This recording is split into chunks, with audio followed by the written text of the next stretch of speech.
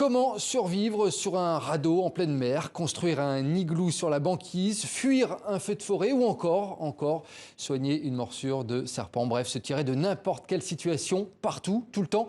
C'est le thème de notre une francophone spéciale aventurier. Et bonjour Mélanie Kominek. Bonjour. Vous êtes journaliste et vous venez donc de sortir ce livre, Survivre au milieu de nulle part. C'est sorti chez Casa Édition. Un guide qui va passionner tous les aventuriers en herbe et les autres sans doute, car vous nous apprenez donc à sortir de toutes les situations ou presque. Des solutions que vous avez glanées auprès de vos expériences personnelles, mais aussi auprès d'autres aventuriers. Ah oui, de nombreux. J'ai eu la chance de vivre à l'étranger pendant 15 ans et de faire peut-être plus de 100 pays. Donc j'ai eu l'occasion de rencontrer des marins, des alpinistes, des campeurs tout simplement, des citadins aussi qui étaient aussi partis à l'aventure. Et forte de toutes ces aventures, j'ai eu envie d'écrire un livre pour raconter un petit peu tout ce que j'ai pu vivre, que ce soit en mer, en montagne, en forêt, dans la jungle. Hostile. Oui, bien sûr. J'ai eu l'occasion de vivre par exemple dans la péninsule arabique, donc j'allais souvent dans le désert. Donc on m'a appris plein de choses et c'était l'occasion de pouvoir le partager dans un livre. Alors, dans ce livre, justement, vous commencez par les fondamentaux de la survie.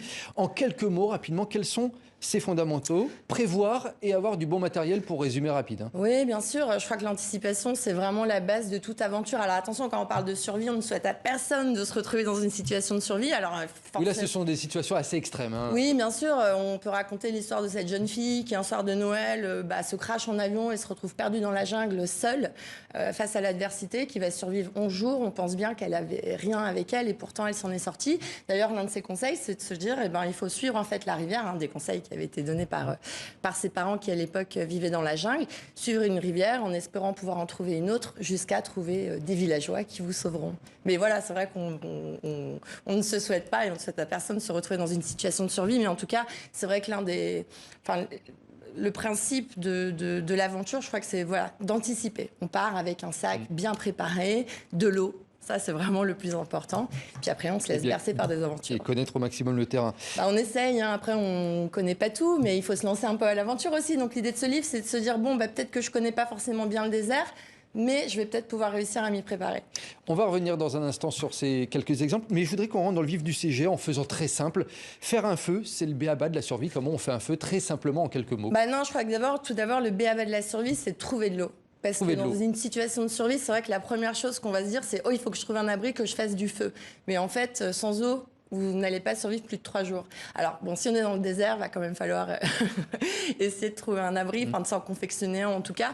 Mais oui, faire un feu aussi, c'est important. Mais je crois que la priorité, c'est vraiment trouver Alors de l'eau. justement, on va revenir quand même sur le feu. Comment on fait pour faire un feu rapidement Ça dépend déjà de l'environnement dans lequel on se trouve. Si on se trouve dans le désert, ça va être compliqué de faire un feu parce que, évidemment, trouver du bois dans le désert, c'est compliqué.